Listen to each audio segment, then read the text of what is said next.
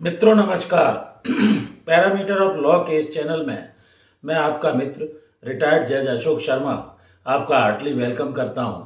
आज मैं भ्रष्टाचार करप्शन के बारे में एक वीडियो बनाने जा रहा हूं। भारत में किसी भी काम को कराने के लिए प्रायः कई ऐसे कार्यालय हैं, मैं किसी विभाग के ऊपर दोषारोपण नहीं कर रहा हूं, जिनमें बिना पैसा लिए दिए कार्य नहीं होता है और उसके लिए हम स्वयं भी जिम्मेवार हैं। रिश्वत देने वाला भी जिम्मेवार होता है, रिश्वत लेने वाला भी जिम्मेवार होता है। करप्शन इंडिया में नहीं, विश्व के कई देशों में उपलब्ध है, लेकिन आजकल परंपरा सी ऐसी बन गई है कि बिना लिए दिए कार्य आसानी से वो व्यक्ति नहीं करता है, फाइल को रोक लेता है, कई चक्कर कटवाता है, वो कोई सा भी विभाग हो। How to file a complaint against corruption and bribery in India, तो किस तरह से इससे निपटा जा सकता है। भ्रष्टाचार सबसे बड़ी देश की समस्या है।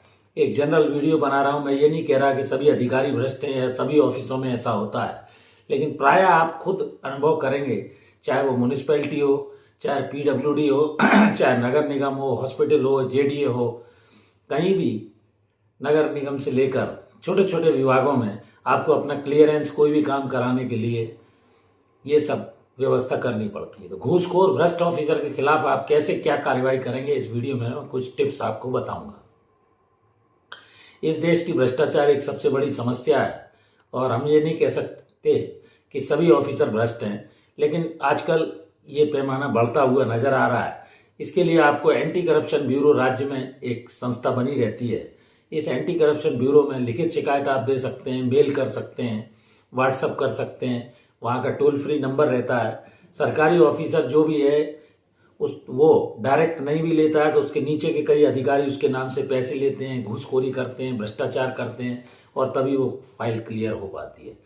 तो इसके लिए प्रिवेंशन ऑफ करप्शन एक्ट का एक कानून है, उसके तहत आप कार्रवाई करने का निवेदन कर सकते हैं। आईपीसी की धारा 187 भी कहती है, जो कि दंडनीय अपराध है, कि जिसके तहत आप लिखित या ईमेल या व्हाट्सएप या जो भी सोशल आजकल प्लेटफॉर्म है उन पे आप जाके शिकायत कर सकते हैं और इसका आप वेबसाइट भी निकाल सकते हैं। दूसरा, कंप्लेंट करने के लिए यदि स्टेट गवर्नमेंट का वो ऑफिसर है तो आप उसके लिए, जैसा मैंने बताया, कि गूगल पे भी जा सकते हैं, वो कर सकते हैं। नज़दीकी एसीबी के दफ्तर में जाके आप कंप्लेंट दे सकते हैं, ये सब रखा गया है। फिजिकली आप स्वयं भी जा सकते हैं, लिखित में भी भेज सकते हैं, व्हाट्सएप पे, ईमेल पे, मोबाइल पे कंप्लेंट कर सकते हैं।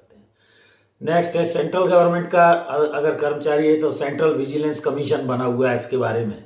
वहाँ आप लिखित या मेल या कॉल करके या सीबीआई वगैरह को भी आप सेंट्रल से संबंधित कर्मचारी की शिकायत कर सकते हैं। वो इसकी जांच करेंगे कि ये वास्तव में भ्रष्टाचार कर रहा है कि नहीं।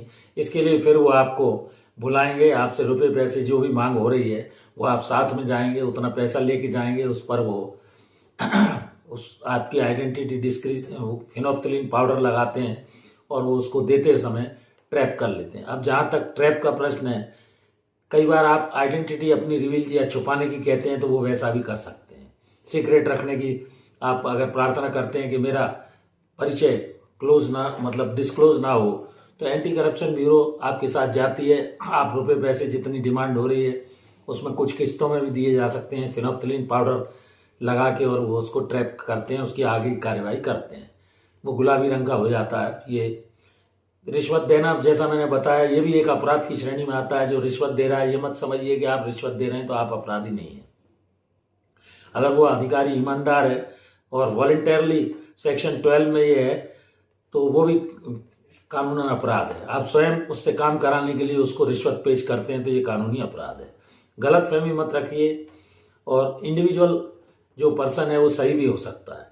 फिर केस ऑफ डिस्प्रपोर्शनेट प्रॉपर्टी, आपके अड़ोस पड़ोस में कोई सरकारी अधिकारी जिसके पास गाड़ी, घोड़ा, बंगला तथा बिना आय से अधिक संपत्ति जो डिस्क्लोज वो नहीं कर सकता है, या उसने शासन के यहाँ एक हर साल चल और अचल संपत्ति का ब्यौरा जाता है, यदि उसने डिस्क्लोज नहीं किया है और अनाप शनाप संपत्ति अर्जित की है, उसके बच्चे विदेशों में पढ़ रहे हैं, कई मकान है, जमीन है, भू संपदा है, सोना चांदी, रुपया पैसा, उसका रहन सहन से आपको लगता है तो उसके खिलाफ भी आप एंटी करप्शन ब्यूरो में शिकायत कर सकते हैं।